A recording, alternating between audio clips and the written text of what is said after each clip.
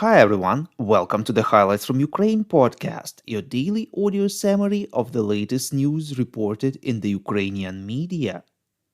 We are back from a short break. Thank you for staying with us.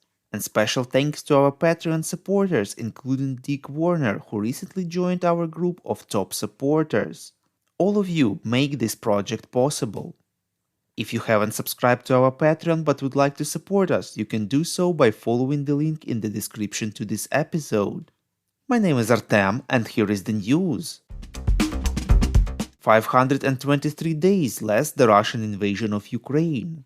In his evening video address, President of Ukraine Volodymyr Zelensky informed that Russia attacked the city of Kryvyi Rih with 2 Iskander missiles hitting residential building. At least 6 people were killed, including a 10-year-old child and her mother. 68 people were injured, dozens were in hospital, some of them in serious condition. I thank everyone who is fighting for people's lives. The rescue operation was difficult, parts of the building structure were falling, said the president.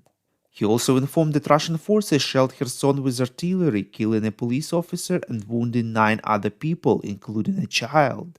He stressed that such terrorist acts prove again and again that for the safety of Ukrainian cities, for the protection of the normal life of Ukrainians, the military must have enough long-range weapons, enough means to defeat terrorists.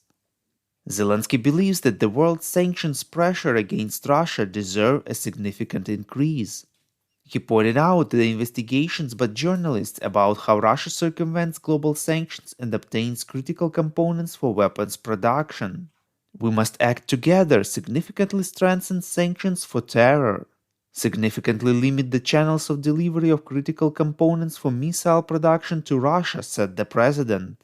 Earlier, the investigation of the Russian non-governmental project Verstka showed that almost all sanctioned goods worth hundreds of millions of dollars continue to enter Russia, reports European Pravda. For example, journalists found out that only in the first half of 2023, Russia had imported sanctioned microchips produced in the West with a total value of more than $502 million. These components are used to produce missiles and other weapons.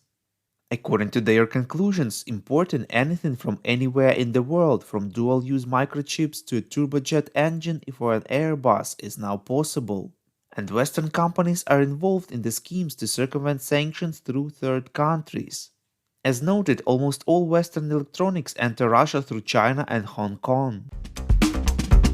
Unidentified drones attacked the Russian capital Moscow this night, reports Ukrinform. One of them hit the Moscow City Business Center, where the Ministry of Economic Development of Russia is located, on the 21st floor. According to the local authorities, several drones were shot down by air defense. The Russian Defense Ministry informed that there were 3 drones in total. They claimed that 2 unmanned aerial vehicles were destroyed by air defense and another drone was suppressed by means of radio-electronic warfare and fell. On the night of July 30th, a drone already hit the building of the Moscow City Business Center. The US State Department confirmed that Kyiv and Washington will begin negotiations on the long-term security commitments declared at the NATO summit in Vilnius this week, reports European Pravda. According to Matthew Miller, State Department spokesman, talks will be a continuation of the statement of G7 on the sidelines of the last NATO summit in Vilnius, where the countries stated that they will participate in negotiations with the government of Ukraine on multi-term commitments to Ukraine's security. He stressed that the United States considers long-term security obligations separately from the military assistance Washington provided and will continue to provide to Kyiv. We would really appreciate if you could rate us, ideally with 5 stars, in the apps where you're listening to this podcast: Google Podcast, Apple Podcast, Spotify, and others. This way more people would learn about the highlights from Ukraine and truth about Russia's invasion. Defense intelligence of Ukraine informed that since early 2022, Russia has forcibly mobilized between 55 and 60,000 men into its army in Ukraine's temporarily occupied territories, reports Radio Liberty. According to the intelligence, the invaders catch people on the street, come to those small businesses that are still working, and forcibly take people away, sending them to the front line without any training. The defense intelligence stressed that the only real chance to survive for those mobilized from the occupied territories is to surrender at the first opportunity. The Ministry of Defense of Ukraine and the Turkish company Baykar have agreed to build a repair and maintenance service center of unmanned aerial vehicles in Ukraine, reports Militarny.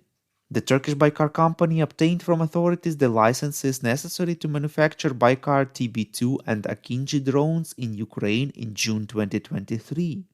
Next month, the construction of the Baykar plant in Ukraine has begun. Alexei Reznikov, Minister of Defense of Ukraine, stated earlier that the drones that would be produced at the plant will be equipped with Ukrainian-produced engines. The training center for Baykar operators of different categories will also be created. Thank you for listening to the Highlights from Ukraine podcast. We're a commercial initiative of just two people and we need your help to grow. Share information about the podcast, rate us in the app, subscribe to our Patreon. With your support, we're getting better. We call on you to demand from governments of your countries to impose the toughest sanctions possible on Russia and its citizens to stop their invasion of Ukraine.